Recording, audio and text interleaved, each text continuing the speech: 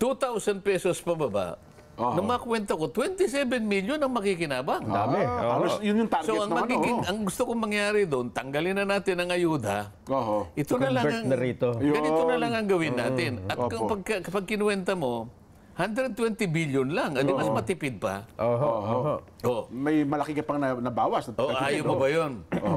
Lahat na nabigyan. 27 million ang nabigyan. Walang corruption dahil diretso sa kanila eh. Hindi mo magkukomplain yung distribution utilities kasi nga babayaran sila eh. Wala sa naman eh. Ang magkukomplain dyan, nakikinabang sa ayuda. Hindi. Na hindi noon binibigay. Yung nangungurap. Yun. Para sa ganon, yung ginagamit na assets ng mga distribution utilities ay talagang katanggap-tanggap at reflective nung kanilang paggawa ng kuryente. Para sa ganon, magiging makatwiran yung kanilang kikitain, kaugnay naman ng kanilang ipapataw na singil. Epektuhan dito eh. Kasi babayaran din naman pala sila eh, no? Babayaran. Ang sinasabi ko, ang kapalit nito kung sinasabi ko, kesa naman sa mag-imbento yung ating pamahalan ng napakaraming ayuda. May pagkagalingan din pala. Hindi ba sinasabi ko sa iyo, ang pinagmulan ng aking sinasabing yun, yung 5 ayuda na pinamimigay sa ating mga kababayan. Nagkataon na panahon pa naman ng eleksyon, kaya napagkamalan na talagang pinambibili nyo lang ng boto. Ang totoo naman yun eh, di ba? Yes. Kapal po yung papel na dala-dala ninyo, Sen? Hindi naman para dito yan eh. Ganun mo ba? Nakipag-meeting kasi ako sa ERC kanina. Energy Regulatory Commission. Sapagkat napag-alaman ko, Jen, Nelson, na sila ay nagpatawag ng public hearing. Okay. Kasi isa naman sa tuntunin ng ERC yun, pagka merong isang gagawing may kinalaman sa ikaka-apekto ng publiko sa iba't ibang serbisyo na talaga namang dapat ay sila maproteksyonan. Okay. Ang isa sa mga serbisyo na talaga namang dapat nating binabantayan ay yung presyo ng kuryente. Matagal na nating pinag-uusapan ito eh. Opo, Sen. Kasi napagtibay, kung naalala nyo yung kaso ng Nasicore versus ERC, na kung saan nagpasya ang kataas-taasang hukuman yung pala yan, na yung tinatawag na replacement ko. Nakikita mo yung damit yun, yung damit ko, yung kaninang umaga kasi yan eh. Dahil sa may meeting naman ako ng tanghali, at pagkatapos hindi ko na nagawang makauwi para makapagpalit naman ako ng kasuotan, dito na ako dumiretso. Ngayon, sabi ko sa kanila, importante na malaman ko kasi nabasa ko yung desisyon ng Korte Suprema. Hindi na pinapayagan ng Korte Suprema yung tinatawag na replacement cost. Replacement cost. Na isa sa mga batayan ng rate setting. Yung kumbaga kung paano mo isasaalang-alang kung magkano ba yung sisingilin na kuryente, yung rate ng kuryente.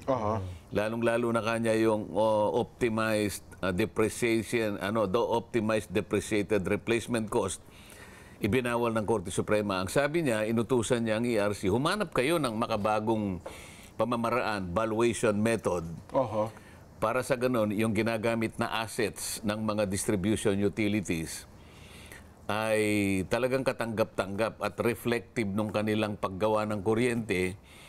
Para sa ganon, magiging makatwiran yung kanilang kikitain, kaugnay naman ng kanilang ipapataw na singil sa kuryente. Ganito kasi yan. Halimbawa, ang pinag-uusapan dito yung tinatawag na regulatory asset-based o yung RAB. Halimbawa, para maintindihan ng mga kababayan nating nakikinig, ang isang distribution utility, private distribution utility katulad ng Meralco, marami siya siyempre kasangkapan, mga pasilidad na kanyang ipinundar para makagawa ng kuryente. Pero halimbawa, yung tennis court, isinama mo doon sa mga materials na ginagamit mo para makagawa ng kuryente. Malayo naman nata yun. Dahil tennis court yun di ba? So, yun pala yun. O kaya gymnasium. Opo, oho. So, kailangan malinaw na yung mga assets na itatalaga mo para sa ganun makagawa ka ng kuryente, malinaw na yun ang ginagamit mo talaga. Opo. Ngayon, kahit na mapatunayan mong nagagamit talaga yun, pero kung masyado namang matagal na yun at gamit na, Oo. ba, hindi mo naman doon sa cost na nung nakuha mo yun. Oho. Di ba? Meron silang tinatawag na depreciated historical cost, may depreciated actual cost, merong reproduction cost new, mga gano'n. Sabi ko, ang ipinunta ko rito ay para malinawan ko kung nakatugon kayo dun sa panawagan, sa desisyon. So kayo na pumunta talaga sa kanila, Sen, ha? Nabigla nga sila, bigla akong dumating Ina-expect nila kayo magpapatawag sa Senado. Pero kung pumunta kayo doon, in what capacity? In my capacity as a consumer. Ayun. Bakit? Tama naman yun. Consumer naman ako, hindi ba? Opo. Pero hindi nila inaasahan na ako ipupunta ron. Opo. Ngayon, ako'y nasa likod. Kasi punong-puno na Oho. Alam nga namang sasabihin ko doon sa harap, doon ka nga sa likod at ako uupo dyan. Hindi naman po pwede yun. Siyempre naman, oho. Pero nakita ako nung isa doon sa, Commissioners. hindi mga commissioner, yung mga taong itinalaga nila para doon sa public hearing na yun. Okay. Nakita ako at mababait naman sila. Opo. Isa sa kanila ito mayo, sir, baka naman gusto po niyong Lumipat doon lumipat sa harap, unahan. doon sa kinalalagyan namin. Aba, teka muna, hindi naman ako kasali. Ako'y isang consumer lang. Opo. So, ipinasya ko na maupo na lang doon. Opo. Ngayon, itinanong ko sa kanila, kayo po ba'y nakapag... kasi po, nung inyo pong isumite sa public, nung ipaalam nyo sa publiko yung mga issues paper ang tawag no? Oho. Issues paper ang tawag dyan. Binigyan ng deadline ang publiko na may kinalaman sa pinag-uusapan. Kung mayroon kayong ideya kung paano ang pinakamabisa na paraan o parametro, paano natin susukatin talaga ang dapat kitain ng isang distribution utility na hindi malayo naman, para hindi naman maging argabyado naman yung consumer, opo. Kasi tingnan mo, Jen, Nelson, pagka yung regulatory asset base masyadong mataas, ang ibig sabihin nun, tinataasan mo yung allowable return ng isang distribution utility. Ganun pala ibig ang sabihin. Ang kita niya mas marami. Malaki po kikitain niya. Kasi nilatag mo yung maraming assets. Iyon ang kanyang iyon ang kanyang babawiin Opo. Sa makatwid, teka muna, titingnan din natin yung ibang mga issues. Ganyan ang gusto sabihin ng Korte Suprema. Kaya, pwede ba kanyang aralin ninyo? Mula dyan sa mga dati nyong ginagamit na mga parametro, pag-isipan natin.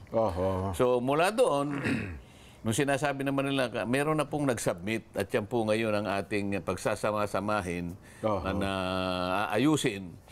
At kung kayo po naman ay meron ding ideya, sabi niyang gano'n, makakatulong po sa amin, gusto rin naming marinig ang panig ninyo. Totoo naman kaya ako nagpunta ron, meron akong daladalang mga 4 na pamamaraan kung paano natin may sasakatuparan yung balancing. So hindi nyo lang basta sila pinuna, kundi meron din kayo re-recommenda. Hindi ako pumunta ron para pumuna kasi interesado ako na mailatag ang isang parametro, isang pamamaraan ng valuation na hindi talaga napagsasamantalahan ng publiko. Yun ang aking pakay doon. Kaya alam mo naman, mulat mula pa gusto ko malinaw na ang charges ng elektrisidad fair, reasonable, affordable, di ba? Ngayon, kung hindi tayo nakagawa ng paraan, ng valuation, ang valuation papunta lang dun sa kikitain talaga ng gumagawa ng kuryente, hindi natin isinaalang-alang yung isang bahagi ng kautusan ng Korte Suprema, hindi yun ang ating magagawa sa araw na ito. Sa makatwid, ipinakita ko naman yung para sa akin. Mga rekomendasyon ninyo na pwedeng ma-attain yung utos ng Korte Suprema. Nakita mo naman ang tayo ko doon di ba? Pagkatapos kong magsalita, ako'y nabigla sapagkat ako'y pinalakpakan nitong mga nando sa nakapaligid, tinignan ko lahat, pura abogado ng Meralco, abogado ng ganito. Ako naman neutral lang pagpunta ko doon Wala naman akong gustong pasamain o ganito. Basta gusto ko lang mailatag natin ang isang katanggap-tanggap at makatwiran, reasonableng pamamaraan ng rate setting na hindi magiging unfair Oho. sa mga consumer. Yun ang aking babantayan. Yan ang sinabi ko. Kasi sa ngayon po, ang kumikita lang ng malaki, yung generation. Kapag nagkamali ka dun sa paglalatag ng assets na siyang ating susukatin na pagmumulan doon, Ayun. doon magsisimula yung pagtaya kung paano ang kanilang kikitain. Oho. So nagsuggest ako dyan ng isang framework ng rate of return. No? Oho. Kaya makikita nila na objective tayo. ROR. Pwede ba tayong mag-set ng ganitong formula? Ito yung babantayan natin. Ngayon, yun naman kung mga itatalatag ninyong mga assets. Pwede ba kako, kinakailangan nating i-document? Kasi hindi pare-pareho yung mga assets eh. Baka naman yung matanda na, pinipilit nyo pang ilagay, fully depreciated na. Wala na halaga yan. Kapag hindi mo tiningnang mabuti yan, bloated yung regulated asset base mo, malaking-malaki ngayon yung return niya. Ang laki ng kikitain niya. Yung laki ng kita niya, yun naman yung laki ng bayad mo rin, Nelson. Siyempre, as consumer. Hindi ba kailangan nating balansin? Hindi Nakita ka naman naman nila parehas. yung pagbabalancing inano ko. Kaya nagpasalamat. Kaya bago ko umalis, sabi nila, Sir, pwede po bang kung meron po kayong prepared, yung sinabi niyo kung prepared speech, wala ka ako sa ano ko lang Dapat naman 10 minutes naman sila. Oo naman. Hindi baka ako na-record po namin, pero baka po may mga ibang hindi po namin nakuha doon. Kaya, sige, bigyan niyo ako ng mga ilang araw, kako, formaling isasubmit ko yung aking proposition, yung 4 na proposition na alam ko makakatulong sa ginagawa ninyo na paghanap ng isang makabago pero makatwiran, equitable na pamamaraan, maisasaalang-alang yung kikitain ng distribution utility at hindi naman masasalaula ang interest naman. Hindi mo pagsasamantala ng consumer. Ayun. Di ba? Tama dyan. Higit sa lahat, nakakasunod sa utos na Korte Suprema. Kasi yun ang gusto ng Korte Suprema. Maghanap tayo kanya ng makabago, ng ibang paraan. At hindi naman namin sinasabi kang huwag niyong pansinin yung mga dati niyong ginagamit. Pero wala namang masama kung maghanap pa tayo ng mas makatwiran na mga parametro ng valuation ng mga assets. Lalo sa panahong ito, so, di ba? Ang dami na ng makabagong teknolohiya na pwedeng gamitin at hindi naman ganun kalaki siguro ang konsumo. Kasi ang mas gusto ko doon yung i-document. Ayun, halimbawa, ito yung assets mo. Gaano katanda yan? Di ba? Paano nyo ibabalue yan? Gaano ba yung contribution na nagagawa niyan? Di ba? Halimbawa, tornilyo na lang doon. Gaano ba karaming tornilyo? Taas-taas na mo sa tornilyo. Yung contribution niya yung langgam lang naman ang kanyang kasing... Gano'n ang gusto nating... ngayon, kung gusto nila kako, ERC, halos nagpo-propose ako, paano gagawin? ERC, ganito pong gagawin natin. Nakita nila na talagang meron tayong suggestion na medyo... dapat nila talagang pag-isipan. At dito, saan mahihinuha ng ating mga taga-subaybay, bahagi ito ng pagtupad ninyo doon sa ipinangako ninyo ng kampanyahan na tututukan ninyo ang problemang ito sa kuryente at binabayaran ng ating mga consumer. Kahit wala ako sa Kongreso. Pero nakita ko yung pagkakataon kasi public hearing. Lahat naman kailangan marinig nila yung gusto kong mangyari.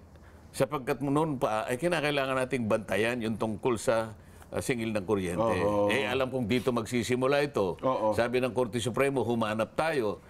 Wala namang pumunta doon para paalalahanan sila sa nalalaman natin. Ngayon, wala silang masasabi ngayon. Pinagpauna ko na para sa akin, ito'y isaalang-alang din ninyo. At saka baka maraming hindi nakakaalam, Sen, na meron palang ganung kautusan o desisyon ng kataas-taasang hukuman. Maaari. Ngayon, yung mga ibang unang nagsalita, yung mga masyadong legalist yung pananalita nila, sabi nung Meralco, tsaka yung iba pang mga kasangga niya, yan naman pong Nasecore versus ERC, ang pinag-uusapan lang naman po yan, Meralco lang po. Paano naman po kami? Hindi naman po kasi kasali dyan. Baka naman po kanya, makagawa tayo ngayon ng tuntunin na apektado yung mga utilities na hindi naman po kasali sapagkat yung kasong yan ay Meralco lang ang pinag-uusapan. Sinabi ko rin na, teka muna, hindi lang, maaring Meralco lang ang involved dyan. Ngunit kapag ang pinag-uusapan, yung application yung tinatawag nating RAB, applicable sa inyong lahat eh. Kasi lahat kayo nagpapabalyo naman eh. Valuation din naman ang ginagamit natin eh. Pag sinabi tapos yung isa sabi niya, pinag-uusapan lang po, year ganito lang hanggang year na ganito. Paano po ba? I-apply po ba natin ang prospective? Pag sinabi naman ng Korte Suprema na ito'y mali nung taong ito, mali na rin sa taong yan. Maski naman sa susunod na taon, mali pa rin yan eh. Kasi pinagpasyahan na mali eh. Ibig mo sabihin, kung yung taon na yun, doon lang ang kaso, doon lang mali. Pagdating sa ngayon sa panahon natin, hindi na mali. Mali ang mali. Hanggang kayo, pag di mo tinama, mananatiling mali po yun. Mananatiling. Tinama na nga tayo eh. Pagkatapos gagamitin mo pa yan. So sa mga twin, sabi ko, tayo, wag nating ilimit ka ako sa sinabi ng Korte Suprema. Maring involved nga ang distribution utility na Meralco. Ngunit kayo din, ganyan din naman ang patakaran nyo eh. Ayun. Distribution utility din kayo eh. Ang totoo niyan, per admission ng ERC, kahit yung transmission kasali dyan eh. Sa totoo lang, di pa bumam ka. Yes sir, sabi naman nung ERC. Sa mga tweet, lalong malayo yun eh. Kasi transmission na yun eh. Pero doon, apektado pa rin ako yung transmission. So sa ngayon, naghahanap lang naman tayo ngayon. Huwag na natin pagtalunan yung legalist na issue. Tingnan natin yung way forward. So, hindi nyo na po hinantay na kayo magpatawag ng mga taga-ERC. Kayo na mismo pumunta. Kasi magsisimula yung term nyo. Sayang naman eh. Sayang naman kasi mamaya sabihin niya, kasi po kami nagpalitaw naman po kanya ng issue speaker. Hindi naman po kayo pumunta eh. Ayun. Kasi pagka nilagay nila sa sa dyaryo, notice to the whole world na yan. Ibig sabihin, bound ka na doon. Hindi ka naman pumunta. May legal na po yun. Kami po yung nagtawag Kasi compliant po kami, nagtawag po kami. May public hearing po kami. Ang katunayan na ayan po, nandyan po si Senator Marcoleta. Ayun. Yun ang nangyari kanina umaga. Ayun. Nelson. Maganda naman. At mayroon kagad na ginagawa. Senator-elect pa lang, ha? Tama. Sabihin, hindi pa At may nagpasalamat doon na nandun sa, hindi ko na lang babanggitin ang pangalan kasi kilala nyo rin siya. Sabi niya, ngayon lang ako nakakita na isang public hearing, sabi niya, dumating ang isang senador. At dahil po dyan, sabi niya, lalo po ako kanyang naging naging aktibo sa ganitong na talaga po palang importante. Ang usaping ito, sabi niya gano'n. Totoo. Kasi yung ang buong Pilipinas, alam niyo nung kayo nangangampanya, at kapag binanggit niyo yung bayarin sa kuryente, pati bata maliit pumapalakpak sumisigaw Di ba? Kasi alam nila yung hirap ng magulang nila kapag darating yung buwan na bayaran ng kuryente. Naniniwala ako sa iyo, Jen, kasi nung nasa Digos ako, yung huling araw yun, pagbaba ako na nagsalita ako, nasa lubong ko yung isang nanay, merong karga na sanggol. Nakangiti sa akin yung sanggol Baka nga naintindihan niya yung sinabi ko. Pero sa kabilang banda, Sen at Jen, may gumagamit din naman ng isyong ito para, siyempre, yung mga tutol sa kandidatura ni Senator-elect hanggang ngayon ba may tutol pa? Nanalo? Ang sabi nila, nung nanalo na, ka-election lang, katatapos lang. Yung mga may dyan, yung Meralco Bill na 2,000. Puntahan niyo si Senador Marcoleta. Siya na daw magbabayan. Gano'n naman ang patutsada. Mukhang maling-mali ata yun Pero ikaw lang, pwede mo namang sabihin sa kanila.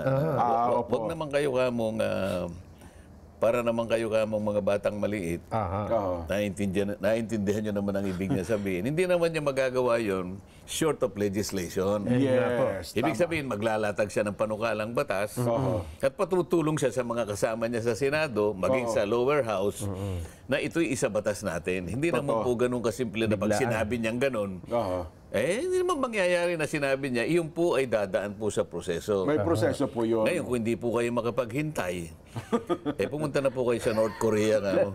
Lumapit na lang muna sa amin, Nelson. Kami naman mag-abono. Kasi 2,000. Kasi agad naniningil agad sila Hindi pa kayo nagsisimula sa termino. Yung 2,000 piso dyan na binabayaran. At ako, inaasahan ko naman, yung mga kasama ko, talagang tutulungan naman. Huwag na silang kukontra. Ayun na nga. Kapag nakita nila, na maliwanag naman yung at makatwiran naman yung aking hinahangad. Siyempre magkakaroon ng debate ron. May papaliwanag ko naman sa aking palagay. Opo. At kung nakita nila tama, lahat sila ay sumang-ayon, may papasa namin at may papasa. Pero parang nakikinig-kinita ko na yan. Sen, mukhang ano yan, ang dami ng lobbyist group yan kasi maapektuhan ng ganyan yung malalaking power company, power distributor. Hindi, wala namang maapektuhan dito eh. Kasi babayaran din naman pala sila no? Babayaran. Ang sinasabi ko, ang kapalit nito kung sinasabi ko, kesa naman sa mag-imbento yung ating pamahalan ng napakaraming ayuda. Opo. May pagkagalingan din pala. Hindi ba sinasabi ko sa iyo, ang pinagmulan ng aking sinasabing yun, yung 5 ayuda na pinamimigay sa ating mga kababayan. Opo. Nagkataon na panahon pa naman ng eleksyon, kaya napagkamalan, na talagang pinambibili nyo lang ng boto. Ang totoo naman yun eh. Di ba? Yes po, totoo po yun. Hindi ba sinabi ko yung 5 ayuda na yun, pagka in-aggregate mo yung total cost, 194 billion talaga yun. Ngayon, dahil lamang sa kagustuhan ko, nire-relate ko nga sa kuryente sapagkat yun ang aking kauna-unahang advocacy, sinuma ko ngayon na kung halimbawa, yung 2,000 pesos na nagkukonsume ng kuryente, ay inilibre ko pababa di ba? 2,000. Aba, nung ma-compute ko, yung total number na mabe-benefit, hindi bababa sa 27 million Pilipinos. Yun, halos yun din ang gusto ng ayuda. Yun din kasi yung tinatarget ng ayuda. Ng ayuda Samantalang pagka ako'y nasa rally, pagka rami-raming mga tao, kumisan 40,000, 30,000. Opo. Kayo po bang lahat ay nakatanggap po ng ayuda? 50 klase yun Kahit isa lang po ang natanggap nyo, okay na yun. Sino po ba? Wala po. Wala po. Isipin mo 30,000, 40,000, 100,000 na nagrarally, walang nakatanggap. Teka muna ka ako. Saan napunta? Yung 5 ayuda na yon ay para sa hindi kukulangin sa 27 million Pilipinos. Opo. Kung sinasabi nyo, tama yung una kong analysis na wala pang 10%. Doon sa 27 million, ang nabibigyan. O di, palitan natin.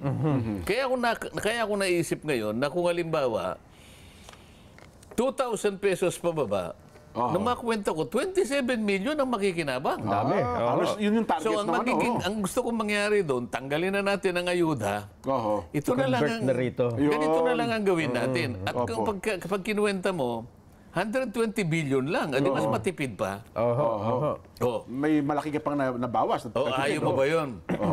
Lahat na nabigyan. 27 million ang nabigyan.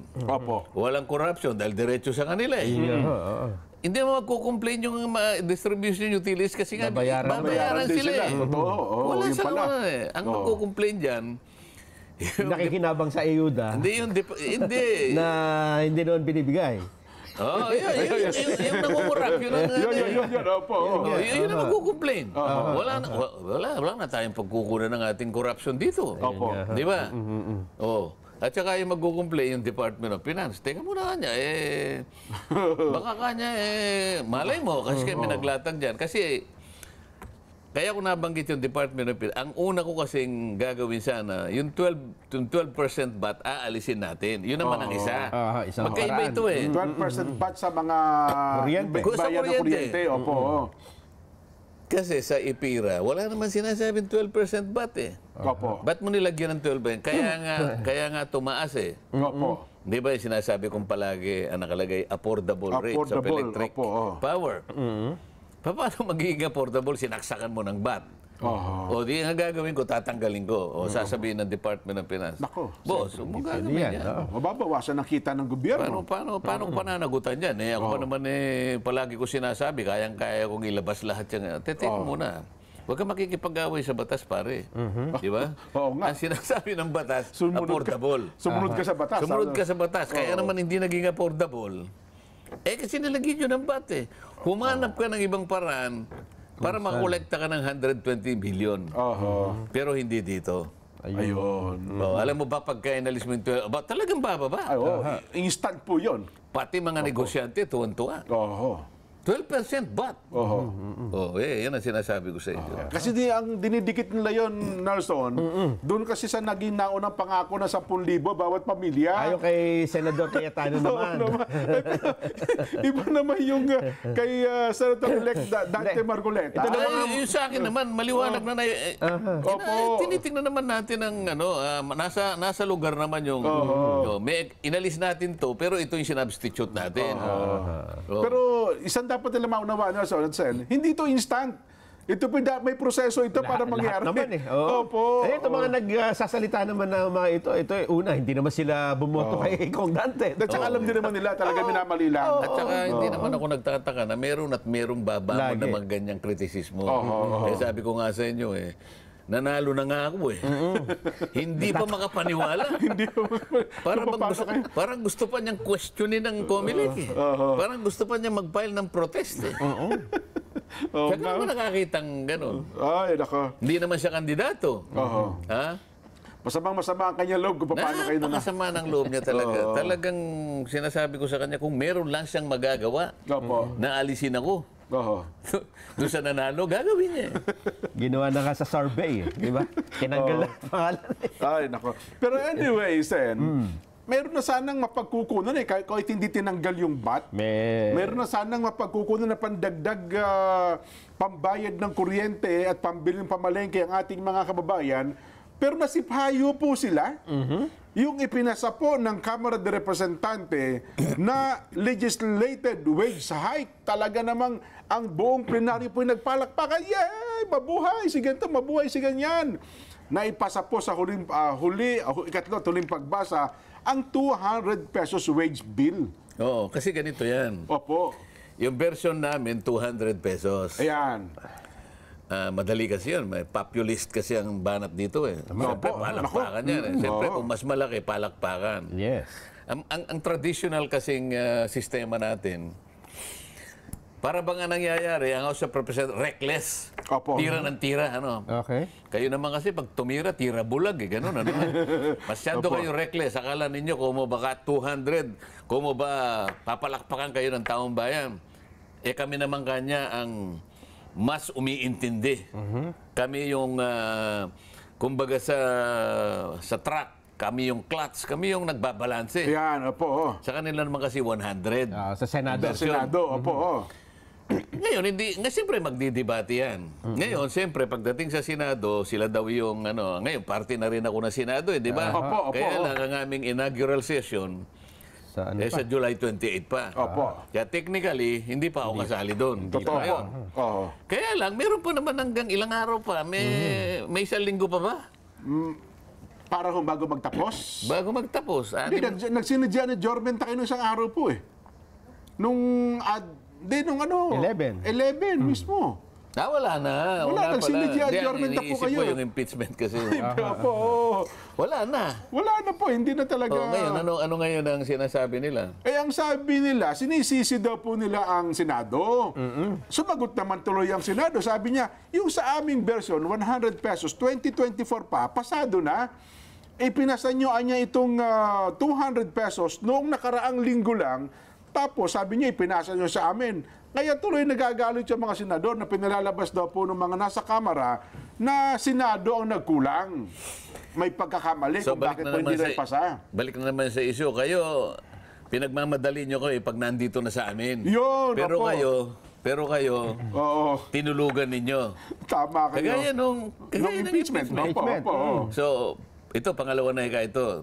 Kailan nyo lamang ipinasa sa third reading, pero kami naghihintay kami 100. Opo, 100. Siguro, kung December, pinadala nyo na rito, maraming panahon. Natalakay ng maayos. Baka hindi na tayo nag-bycam, in-adapt na lang natin. Total, 100 tayong pareho. Sasabihin namin sa inyo, okay, so i-adapt nyo na lang ang Senate, o kaya i-adapt namin na sa inyo, wala nang bycam, tapos. So ito nangyari, sisihan. Opo. Palaging Wala ganyan, tuloy na ipasa. Wala tuloy na probecho ang mga magagawa. Samantala kung tutusin, kahit 150 na lang siguro. Parang pumunta ka na lang sa gitna.